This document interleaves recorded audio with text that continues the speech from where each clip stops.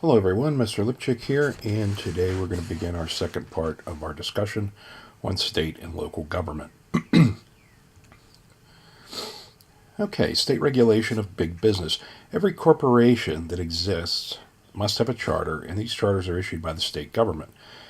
They grant them certain powers and privileges, okay, and prior to the 1860s, the charters restricted the power of corporations. However, as that power grew into the 1890s, they became more favorable to the corporations. So, in other words, corporations grew in power and expanded their charters. And the states also work to promote business development. It is very important that a state have a healthy economy, especially if the politicians running that state want to get reelected. Therefore, in the 1930s, states began to sell industrial development bonds to assist new companies and grow new businesses. Also, they offer tax credits for locating into areas in the state that are depressed. And frequently, they offer low tax rates in order to attract businesses. Some municipalities even create industrial parks that are cheap and convenient for businesses so that everything's already set up. You just have to move in with your business and start working. There are different types of regulation that the state is involved in. The state has a very important role in regulating our daily life. By the 20th century, consumers were demanding the regulation of corporations, and state laws were passed in order to do this. Interest rates were charged by banks for loans, insurance rates. Laws were passed to cover all these things, including licensing for the professions. Believe it or not, in the late 1800s, to be a doctor in some states, all you needed to do was hang a sign outside your door and claim that you were a doctor. So things like licensing exams had a positive impact on public well-being. Also, public utilities such as gas, electricity, and telephone needed to be regulated to keep their rates within an acceptable range so that consumers could afford them. And state commissions were established for all of these things. Many of these things still exist today.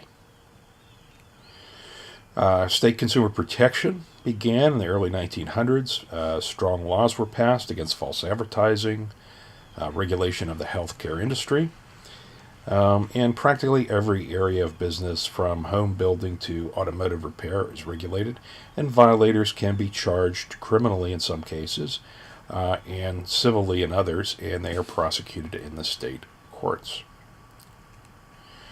State worker protections. That began in the early 20th century. People began to realize how the Industrial Revolution was harming workers and putting them in danger. The big event was the 1911 Triangle Shirtwaist Factory fire, where a number of people burned to death because there were no fire escapes for the people to use and the doors were locked. That led to a great deal of reform. Strict labor laws were passed.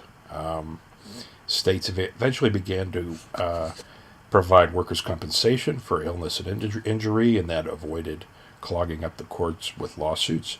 And unemployment benefits are now provided for workers who are unfairly fired or laid off, and this prevents people from resorting to crime and other situations if they become desperate financially. The state also regulates the environment. Sometimes the business interests clash with the environmental over pollution, and a woman from Pittsburgh, Rachel Carson, wrote Silent Spring in the early 20th century, which detailed how pesticides and DDT softened the eggshells of birds, such as bald eagles, which caused them to decline. So people began to slowly understand the environment a little bit better, and a gradual movement began to reduce pollution, and state laws have been passed to regulate it. And eventually, these state laws became stronger as the federal government began to loosen its environmental controls. Some states require pollution permits that companies have to purchase in order to put waste into the environment, basically creating a market for pollution. And these permits are expensive, and the expense creates an incentive for companies to invest in environmental technologies. Basically, the companies compete for these pollution permits, and it reduces the amount of pollution they are allowed to put into the environment. But it's becoming cheaper for them instead to buy environmental technologies. Federally funded pollution control and cleanup has been undertaken, and conservation laws have been passed to prevent natural areas from becoming too overdeveloped. Criminal justice: 90% of all law enforcement takes place at the state and local level. Local governments do not make criminal laws, but they enforce them through their local courts and police departments. States have a great deal of latitude in creating methods for dealing with crimes. Some states have mandatory sentences, but it has been argued that these mandatory sentences are unconstitutional. And in some states, victims' compensation is provided for people who are injured in a crime. And states also experiment with rehabilitation programs to keep people from going back to jail, which is a big expense for the state. The justice system varies between states, reflecting the crime levels and living conditions of those states. Most states have a state police or highway patrol that assists local police in investigations. The first was the Pennsylvania State Police in 1905. And some of the highway patrols only have jurisdiction over the highways. But in Pennsylvania, our state police have jurisdiction basically over their entire patrol area. In some areas where the communities are too poor to have a local police department, the state police will step in as their local police. Criminal corrections: most criminal cases are prosecuted within the state court system unless there's an overriding federal interest in that crime. The states place the convicted individuals in state prisons, state detention facilities, state youth homes, and other institutions. State spending on prisons is growing at a faster rate than on schools and health care. And to ease overcrowding, the system uses programs such as probation, parole, and house arrest. States are moving more and more towards a program of not incarcerating the nonviolent offenders because the facilities are getting too crowded and too expensive. Education. Early in our nation's history, our schools were primarily done within the home or a small local community, informally. But with the Industrial Revolution, states needed to create a public system so that people could fill the jobs that needed to be filled. And the state constitutions began to require the construction of local public schools. The federal government does not govern the schools, but it does influence the policies by placing regulatory requirements on federal monies for the states that it allocates for education. So it's a carrot and stick approach. If you want our money, you must follow our rules. So usually most schools are funded primarily with state and local taxes, and state governments also regulate curriculum, certification of teachers, and graduation requirements. Public health. Public health is basically the field of study which aims to prevent disease before it starts and prevent people from becoming sick.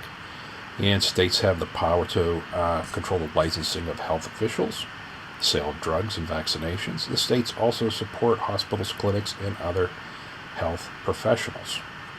And they provide agencies and services to help mothers and newborns, the chronically ill and mentally ill. They also regulate radiation exposure, water quality, and waste management. So the states can look after the individual's public health and well-being. Public welfare. First welfare programs were done through charitable organizations around the turn of the century.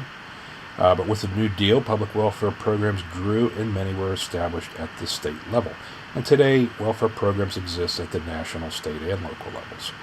And an example would be Medicaid, which provides medical funding of medical expenses for the poor.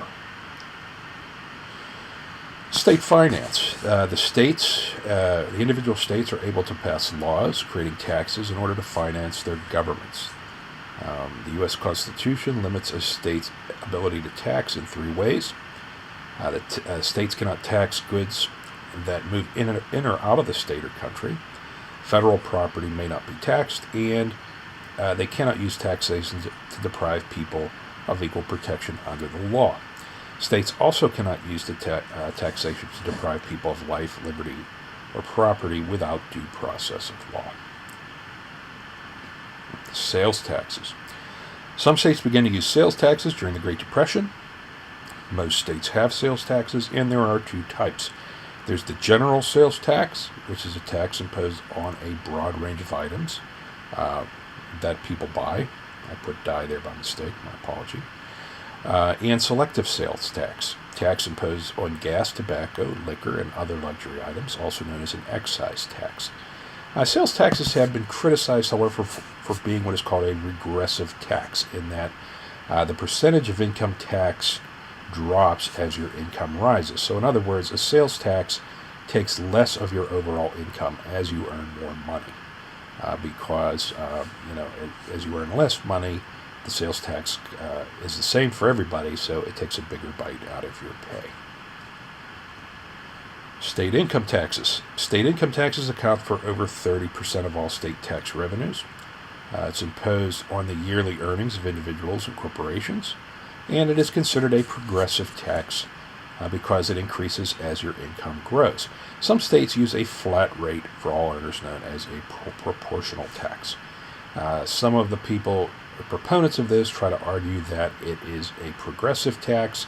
However, as it turns out, it is a regressive tax, because 40% of the income of somebody who makes $100,000 a year is a lot more than 40%. Is a lot easier for that person to live with than a person making minimum wage having 40% of their income taken out. Miscellaneous taxes and fees. The state brings in a lot of revenues through fee collection, such as driver's license, certification fees for the professions, vehicle registrations, and many other forms of taxations exist within the state, such as severance taxes, which are fees on the removal of resources such as coal and natural gas. Pennsylvania is being criticized for not charging these on the gas drillers that are out there drilling gas right now. Property taxes based on the value of your home or business property, and inheritance taxes, which are paid out of the estate of someone who passes away. Other state funds. One of the things states can do is issue a bond, borrow money by doing so, and people can buy these bonds and redeem them later for a specified interest at a specified date. Lotteries, like the Mega Millions, statewide raffles for cash prizes, using the profits to fund state projects, and federal grants. There are categorical grants given to states by the federal government, which must be used for certain programs, and states are usually required to provide matching funds for these grants for things like education. And there are block grants. These are grants given by the federal government to states for general uses. But they all usually have some type of string attached, because the federal government is not going to give its money away unless it's going to get something in return. That concludes our discussion on state and local government, Part 2. I appreciate your viewing, and I look forward to seeing you in the live lesson. Have a great day.